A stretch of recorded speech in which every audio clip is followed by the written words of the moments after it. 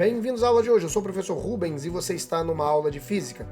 Hoje nós vamos falar um pouquinho sobre calor, temperaturas e máquinas térmicas. Vamos começar falando sobre os estados da matéria, lembrando que no estado sólido, pouca movimentação, no estado líquido, movimentação mediana e no estado gasoso, muita movimentação. Vamos pegar isso e rebater para a matéria no geral, para entender o que significa mais quente e mais frio. Então, dessa forma, nós podemos dizer que um corpo mais quente tem maior movimentação atômica, como são nos gases. Por isso, nós temos a água, em vapor, um gás, muito mais quente do que a água líquida, que está no seu meio termo, e muito mais quente ainda do que o gelo, que é ela totalmente parada. Então, a temperatura é a grandeza física associada à vibração atômica. Então, podemos dizer que se um corpo está quente, significa que ele tem mais vibração. Já se o corpo estiver frio, significa que ele tem menos vibração. Quer dizer, continuamos trabalhando com a ideia do átomo.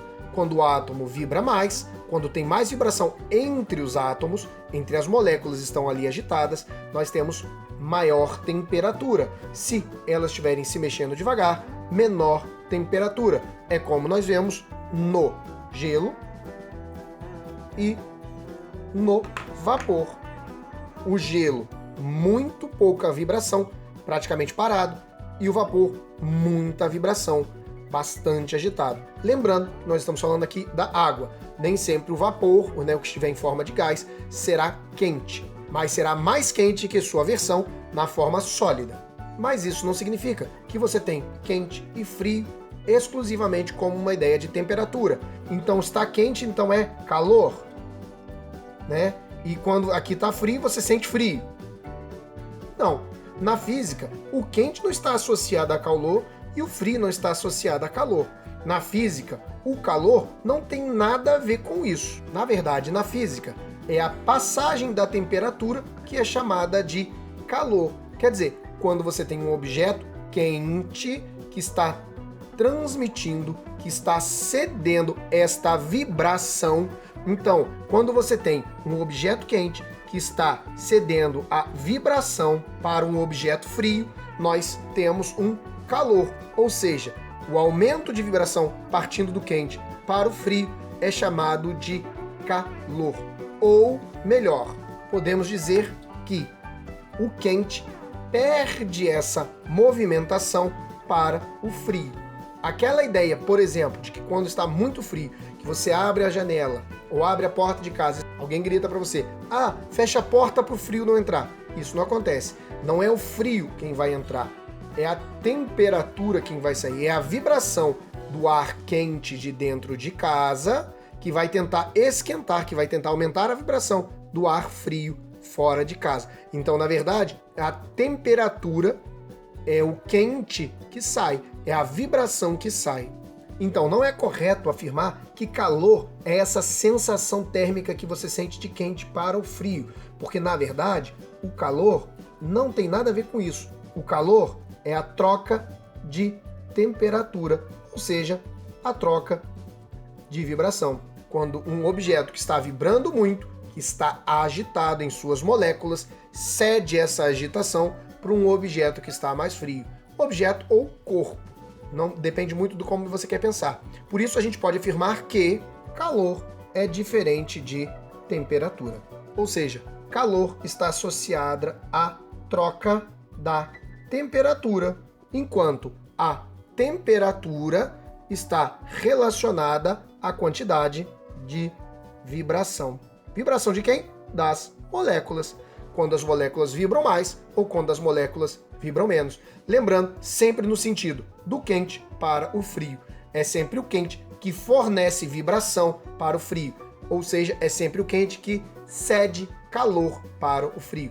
Isso gera uma situação engraçada. Se você estiver numa sala com menos 2 graus Celsius, aquela sensação térmica de frio, você tem normalmente 36 graus Celsius. O que vai acontecer? Você vai dizer pra gente que está com uma coisa que se chama frio. E está, de fato, muito frio. Tá? Mas isso é uma sensação térmica. Na verdade, nessa sala existe calor. Que calor que existe? Você cedendo vibração para a sala. Claro que você não vai conseguir aquecer a sala com a sua temperatura, mas é isso que acontece. Você cede temperatura, você cede o calor, né, para a sala. O sentido é você, sala. Então você tem a sensação térmica de frio, mas na verdade naquele ambiente existe o calor. Outro exemplo interessante, você está numa praia com 36 graus Celsius, você também tem 36 graus Celsius. Nesse caso, vocês estão em uma coisa chamada de equilíbrio térmico, que significa não tem troca, ou seja, não tem calor. Mas mesmo assim você vai falar para mim que está com calor. Por quê? Porque a sensação térmica que nós chamamos de calor é exatamente este momento onde nós sentimos como se estivesse muito quente. Agora, o que precisa entender é que não é assim que funciona. O calor é quando há a troca. Se a praia está com 36 e vocês 36, não tem a troca, não tem calor do ponto de vista físico. Tem calor do ponto de vista pessoal. Você se sente abafado. E até isso interessante. O seu corpo o tempo todo está cedendo temperatura para o ambiente. Então, quando o ambiente está com 36 graus Celsius e o seu corpo também, ele não consegue ceder essa temperatura. Então, aí você sente essa coisa abafada, porque o seu corpo não tem onde extravasar essa temperatura. E aí você diz assim, está abafado. Isso é o que nós chamamos de calor. A nossa sensação térmica de calor é exatamente o oposto do calor. Como se você tivesse, por exemplo, 37 graus Celsius. E aí a praia está mais quente que você. Então a praia quer te esquentar e você sente ainda mais essa sensação de calor. Então você tem que entender que aí passou a ter calor, mas não pela sua sensação, mas porque a praia, aquele ambiente, está tentando te aquecer. Porque você precisa, né, receber. É sempre assim, gente. O corpo que é mais quente tenta ceder calor para o que é mais frio. Nesse caso, nós teríamos a praia tentando ceder calor para você, mesmo que a diferença seja 1 grau, porque o objetivo da física é sempre encontrar o que nós chamamos de equilíbrio térmico. E aí é interessante observar que as moléculas mais agitadas do objeto que nós chamamos de mais quente está passando temperatura para o objeto que nós chamamos de frio, ou para a parte do objeto que chamamos de frio. Esse ponto aqui seria o ponto mais quente, e esse ponto aqui seria o ponto mais frio. Aqui é o ponto que é menos quente e aqui é o ponto que é menos frio. Então, nós temos essa característica. Claro que nós não poderíamos perder isso, né? Nós, seres humanos, não poderíamos perder. Afinal de contas, é uma vibração, é uma agitação. E toda movimentação, ela gera energia, ela gera trabalho. Então, nós pegamos isso daqui, essa ideia de movimentação atômica, e geramos o trabalho usando a máquina térmica. A máquina térmica aproveita um calor para gerar, aproveita essa movimentação para gerar energia, essa energia movimentar objetos, como por exemplo nesse daqui, o motor. Claro que para a física, esse é um motor de combustão a carvão movido a vapor, tá? Mesmo princípio, provavelmente, de uma locomotiva. Aqueceu, mexe o pistão, movimenta um motor. Nesse caso aqui, nós teríamos uma usina termoelétrica, mas não é o caso. Quando a gente for estudar problemas de física, nós não vamos olhar para esse desenho.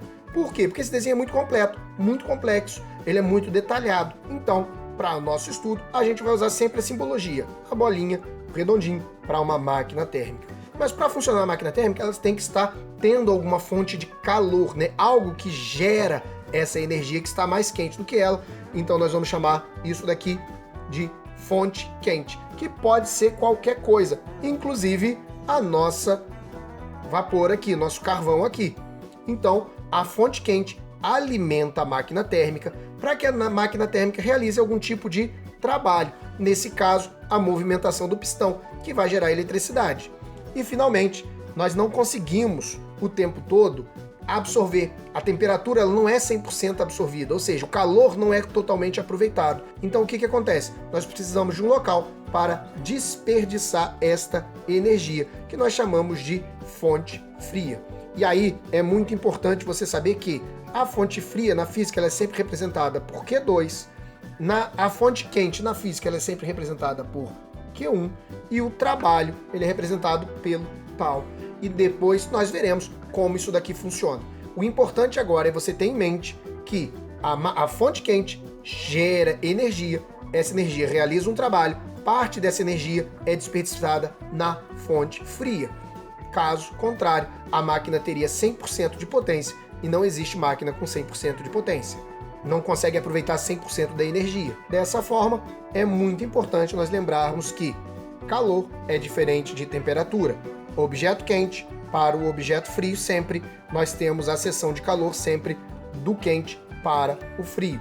O sentido seria esse. Agora, se o objeto quente estivesse aqui, o calor se daria nesse sentido, do quente para o frio.